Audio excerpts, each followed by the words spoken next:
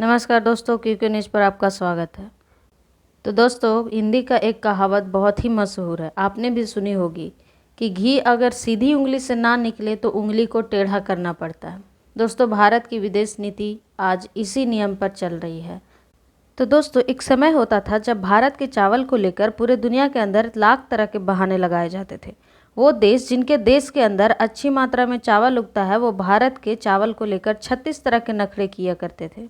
कभी कहते थे कि पेस्टिसाइड है, कभी कहते थे ज़्यादा फर्टिलाइज़र है, तो कभी कहते थे कोई और ही ऐब है। उनका बोलने का ये मेन मुद्दा ये होता था कि भारत के चावल की छवि को बिगाड़ा जाए और दुनिया के अंदर जो भारत का चावल धड़ल्ले से खरीदने वाले देशों को भटकाया जा सके, क्योंकि भारत का चावल सस्ता होता है। उस मार्केट को चीन और थाईलैंड पकड़ सके तो दोस्तों, एक तो हमारे पीछे लगे हुए थे चीन और थाईलैंड वाले, और एक है पाकिस्तान जो कि बासमती चावल के ऊपर भारत से कंपटीशन करना चाहता है और दुनिया में अपने आप को हमसे बेहतर दिखाने की कोशिश कर रहा है। तो ये सारा मामला चल रहा था। दोस्तों, यहाँ पर भारत ने भी कुछ ऐसा ही की। हमारी सीधी उंगली से घी नहीं निकल रहा था, लेकिन हमने अब उंगली टेढ़ी कर ली है। तो दोस्तों, आपको बताते चले कि जब से ये कोरोना आया है और जब से रूस यूक्रेन का युद्ध शुरू हुआ है, पूरे दुनिया के अंदर सबसे ज़्यादा चावल भारत एक्सपोर्ट कर रहा है। दुनिया के 150 देशों को चावल निर्यात कर रहा है भारत। अब आपको बता दूं कि चावल की 2 क्वालिटी होती है। पहला होता है बासमती चावल, दूसरा होता है ब्रोकन राइस। और बेसिकली जो ये ब्रोकन राइस है वो हम ज़्यादातर अफ्रीका को निर्यात करते थे, क्योंकि ये सस्ता चावल होता है और इसकी क्वालिटी भी थोड़ी हल्की होती है बासमती चावल के मुकाबले में, और टूटा हुआ चावल इसे बोला जाता है। और अफ्रीकन देश इसे लेकर खुश थे, क्योंकि उन्हें यही लगता था कि ये सस्ते में मिल जाता है हमारे जैसे देशों को जहाँ खाने के लाले पड़े हुए हैं। तो भारत से ये सस्ता चावल खरीद ले और देश में भुखमरी आने से बचा ले। लेकिन दोस्तों, आपको मैं बता दूं कि इस ब्रोकन राइस से 2 और चीज़ें बनती है। एक तो है नूडल और दूसरी है वाइन। हालांकि ये मैगी वाली नूडल की बात नहीं कर रही हूँ मैं, चाउमीन वाले नूडल की बात कर रही हूँ। और दूसरी चीज़ जो बनती है वो वाइन है, जो कि आपको पता है उसको फर्मेंटेशन करके बनाया जाता है। तो दोस्तों, अब आपको मैं बता दूं कि कोविड-19 के चक्कर में जो चीन देश के चावल को लेकर ये कहता था कि भारत के चावल में तो फर्टिलाइज़र मिले होते हैं और वो खाने योग्य नहीं होता है, और पूरी दुनिया में सबसे घटिया क्वालिटी का चावल भारत बेचता है, और इस तरह भारत की छवि को बिगाड़ने की कोशिश किया करता था। तो दोस्तों, आपको बताते चलूँ कि उसने 30 सालों बाद भारत का चावल खरीदा है।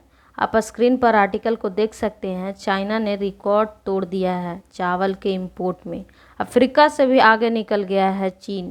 पहले जो ब्रोकन राइस की जो क्वालिटी थी वो हम अफ्रीका के देशों को बेचा करते थे, लेकिन अब अफ्रीका के देशों को पछाड़कर चाइना ने उसकी जगह ले ली है और सबसे ज़्यादा ब्रोकन राइस खरीदने वाले देश में बन गया है भारत का। तो दोस्तों, आपको बताते चले कि चीन ने भारत से 16.34 लाख मीट्रिक टन चावल खरीदा है। चीन ने भारत से। अब आपके मन में एक सवाल आ रहा होगा कि चीन पहले हमसे कितना चावल खरीदा करता था। तो दोस्तों, आपको बताते चलो कि पिछले वर्ष उन्होंने 3.31 मीट्रिक टन चावल खरीदा था। तो इस साल वो 392% बढ़कर 16.34 लाख मीट्रिक टन पहुंच चुका है। अब ये सारा मामला आ रहा है कि चीन इतने चावल का करेगा क्या। तो आपको बताते चलूँ कि कोरोना के बाद से इस देश में भुखमरी वाली हालत चल रही है। तो अब चीन उसकी डर से खाने के सामानों को इकट्ठा कर रहा है, ताकि आने वाले समय में उन्हें भुखमरी का सामना न करना पड़े। वैसे मैं आपको बता दूं कि जितना अफ्रीका के देश चावल खरीदते हैं, उन सारे देशों से ज़्यादा चावल अकेला चीन ने इस बार खरीदा है। अब दोस्तों, इस देसी भाषा में आपको बता देते हैं कि 16.34 लाख मीट्रिक टन कितना होता है। तो दोस्तों, भारत ने इस साल 212 लाख मीट्रिक टन का चावल बेचा है, और उसमें से 16.34 लाख मीट्रिक टन अकेला चीन ने खरीदा है। ऐसे में अगर 100 बोरी चावल हमने दुनिया को बेची है, तो उसमें से 7 बोरी अकेला चीन ने खरीदा है इस साल। तो आप समझ लीजिए कि किस तरह का ट्रेड हुआ है इस साल भारत और चीन का।